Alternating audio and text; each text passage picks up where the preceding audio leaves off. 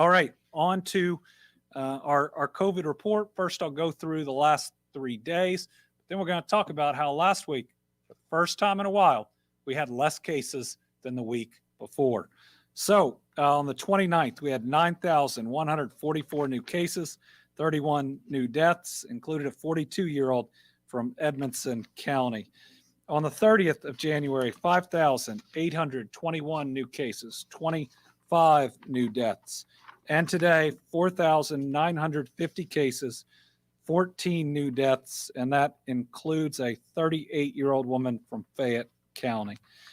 Now, as we'll talk about here in a second, cases down versus the week before for the first time in a long time, but also down our positivity rate, which had reached over 33%, now down to 28.49% today. So let's look at our stair-stepper chart. As you all may recall, this was going up and up and up at an alarming pace. Near the end of last week, in the very least, we thought that the increase was significantly slowing. I think what we have seen, or what we hope we are seeing, is a cresting and hopefully the beginning of the downward slope in Omicron cases. Certainly, as we look at other places that got hit with Omicron before we did, we have seen a steep decline in cases. Now, let's temper this news a little bit. Last week was still the second highest amount of cases that we've ever had, and it was more than double the peak in Delta.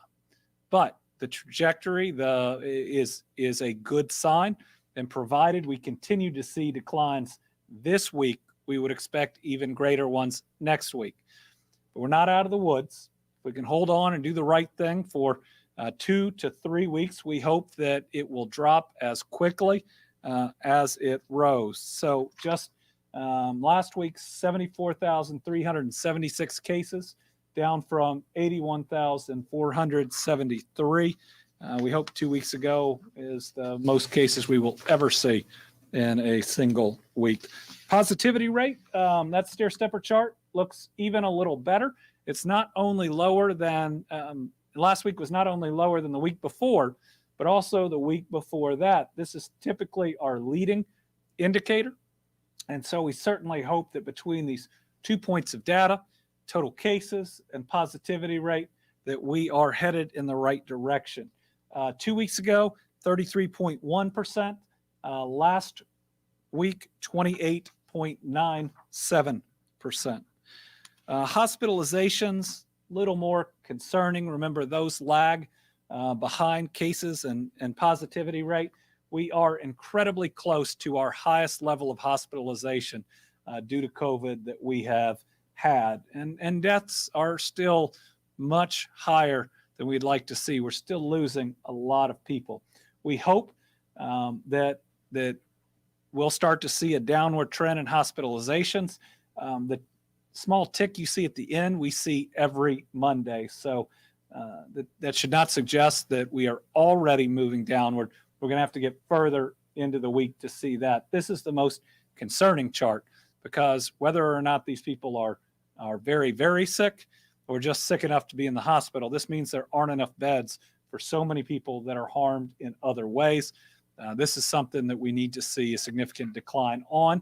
I will say, in other states that got hit faster than us, or cities, they have had a corresponding decline that lags the decline in cases and positivity, and we certainly hope to see that. I think all of us have that expectation. It's just the when and how much longer will our hospitals be pushed to the brink. ICU, not quite as bad. Again, I think what you see here is the difference in severity on how sick Delta made people versus how sick that Omicron makes people. But remember, if that many more people get COVID, even a smaller percentage of people getting severely sick can lead to the same amount or potentially even more deaths. And then there's the ventilator numbers. They went up, but Omicron hits your body in a different way than Delta, which would result in fewer people being on a ventilator. So, listen, it's our second highest week in cases. It's our third highest week in positivity. It's one of the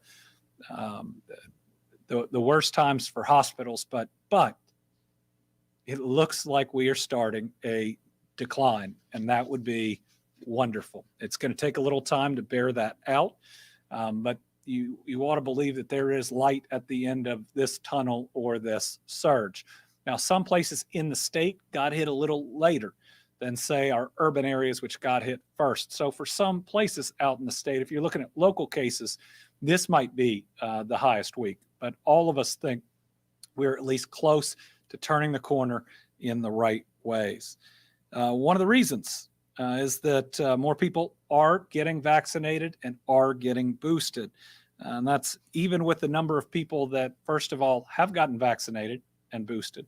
And then the folks that have gotten COVID and have to wait a period of time to get vaccinated now that they've had it or boosted. Still, we have thousands of people every week and over 1,000 people every day that show up for the very first time to get vaccinated. Over the weekend, 5,899 Kentuckians deciding for the first time to get vaccinated. 5,500 and change getting fully vaccinated.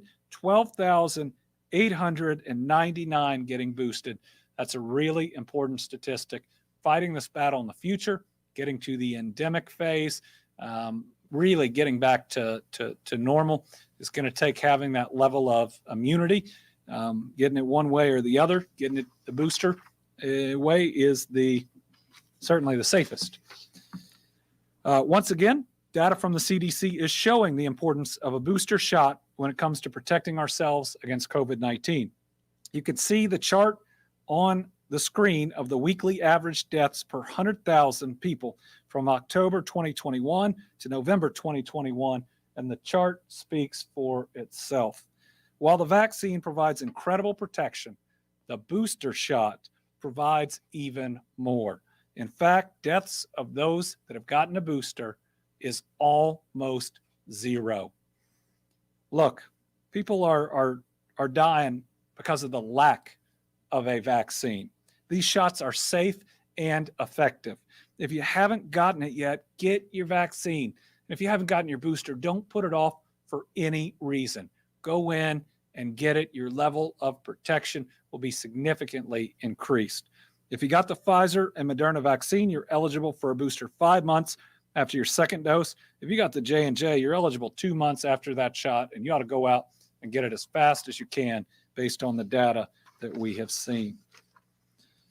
All right, so speaking of emergencies, given that COVID is certainly one,